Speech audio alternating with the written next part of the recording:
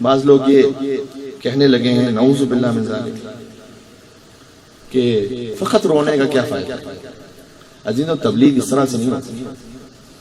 آپ کو نماز کے لیے تبلیغ کرنی ہے, آپ کو دوسری عبادات کے لیے تبلیغ کرنی ہے, ایسا نہ کہیں کہ فقط رونے کا کیا فائدہ ہے. یہ رونے کا معاملہ امام حسین کا ہے اور ان کی ماں فاطمہ زہرا سلام اللہ علیہا کا. وہ ان پر چھوڑیں, جج کرنا چھوڑ دے لوگ.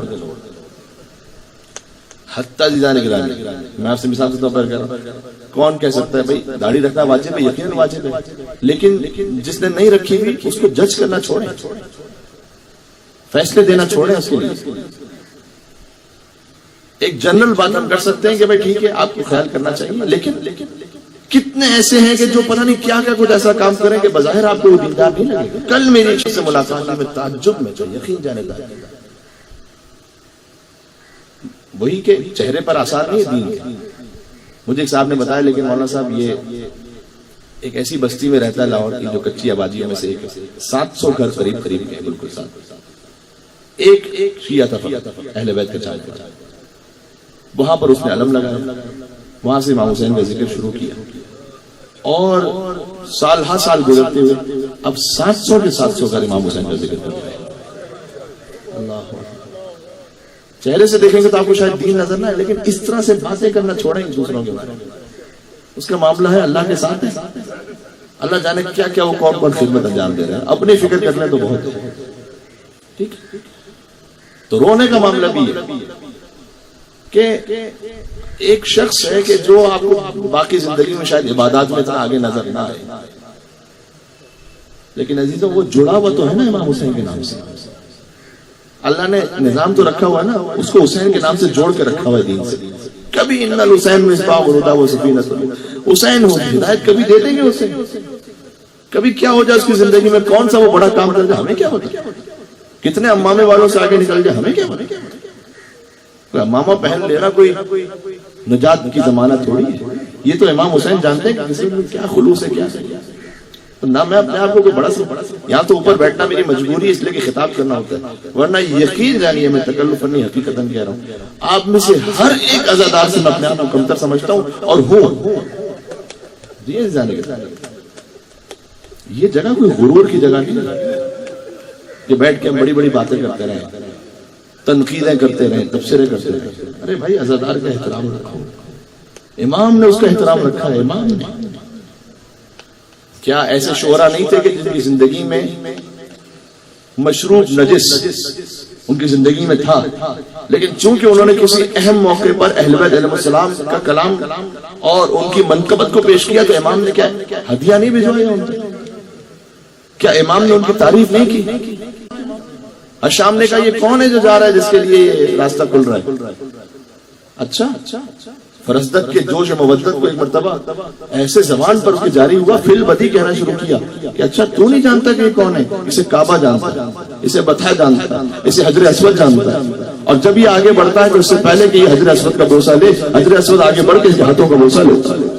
اللہ اکبر, یہ کلام کہہ دیا, امر ہو گیا. امام نے ہدیہ بھجوایا کہ مولا میں نے یہ ہدیے کے لیے نہیں کہا تھا کلام, واپس کیا. امام نے پھر بھجوایا, امام نے پھر بھجوایا, کہا نہیں ہم جانتے کہ تم نے خلوص سے کہا تھا, لیکن یہ ہماری طرف سے تحفہ, اسے رکھو. اللہ اکبر. یعنی کہ اگر یہ دو طرفہ ذمہ داری بیان کی, پردے والا خلوص سے بیان کرے, لیکن جو مجلس کا اہتمام کرنے والا ہے وہ اپنی حیثیت کے مطابق کسی ذاکر کے لیے ہدیے کا بھی اہتمام کرے, اس میں بھی کوئی حرج نہیں. امام نے دیا, اور جب اس نے واپس کیا تو امام نے پھر بھجوایا, کہا نہیں ہم تمہیں دے رہے ہیں, رکھو اسے. امام رضا علیہ السلام ہدیہ دیا کرتے تھے, امام صادق علیہ السلام. خیر وہ بات کی اور نکل جائے گی. میں تو کہنا چاہ رہا ہوں امام خلوص کو دیکھتے میرے بھائی. کتنے ایسے ہوں گے, حضرت امام خمینی علیہ رحمہ کا جملہ مجھے بڑا اچھا لگتا ہے, ملا شدن سے آسان, آدم شدن سے مشکل. ملا ہو جانا یعنی بہت بڑا عالم بن جانا بہت آسان, آدم شدن سے مشکل, انسان بننا بہت مشکل. کتنے ایسے ہوں گے جو فرش ادا پر ہیں, پڑھنے والے سے زیادہ بہتر انسان ہے, وہ امام حسین جانتے ہیں.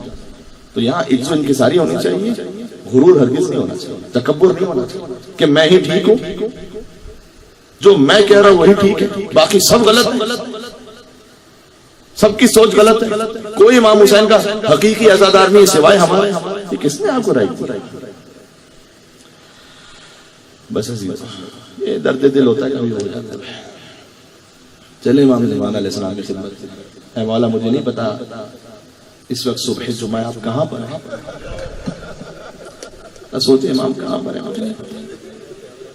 امام عصر و زمان. مجھے تو سب سے پہلے بی بی معصومہ قم کا حرم یاد آتا ہے جب ہم وہاں پڑھتے ہیں. تو امام اللہ جانے مشہد مقدس میں معصومہ قم کے حرم میں، مسجد سہلا میں، مسجد کوفہ میں، حرم امیر المومنین، حرم امام حسین. یہ اللہ جانے اپنی ماں فاطمہ زہرا کی ٹوٹی ہوئی قبر کے پاس ہے. عزیز ذرا سوچنا، اللہ نہ کرے خاکم بدہن کہہ کے کہہ رہا ہوں کہ کوئی ایسا شخص ہو کہ جس کو پتا ہو کہ اس کے ماں باپ کی قبر کو کسی نے توڑ دیا. ہم جیسے گناہگار انسان تکلیف سے پتہ نہیں کیا عالم ہو. امام زمان علیہ السلام سامنے دیکھ رہے ہیں اپنے اجداد کی قبروں کو. سیدہ کی قبر تو نہیں معلوم کہاں ہے، جنت البقیع میں ہے یا کہیں اور ہے، لیکن یہ کہ امام حسن کی قبر تو ہے نا سامنے مسمار. امام سجاد کی قبر کربلا کا سب سے بڑا عزادار، ان کی قبر بھی مسمار ہے. امام باقر علیہ السلام، امام صادق علیہ السلام، ان کی قبریں تو سامنے ہے نا امام زمانہ کی. اچھا فقط جنت البقیع میں ان ائمہ کی قبریں نہیں، اور بھی بڑے بزرگوں کی قبریں ہیں. اور ایک اور بہت محترم ہستی کی قبر ہے جو عباس کی ماں ام البنین سلام اللہ علیہ، ان کی قبر بھی جنت البقیع میں. میں کہتا ہوں یہ جیسے عباس کی حسین سے وفا ہے نا، یہ عباس کی ماں کی وفا ہے حسین کی ماں سے. کہ سیدہ کی قبر کا نشان نہ معلوم ہے، تب عباس کی ماں کی قبر وہ بھی شکستہ اور مسمار ہے.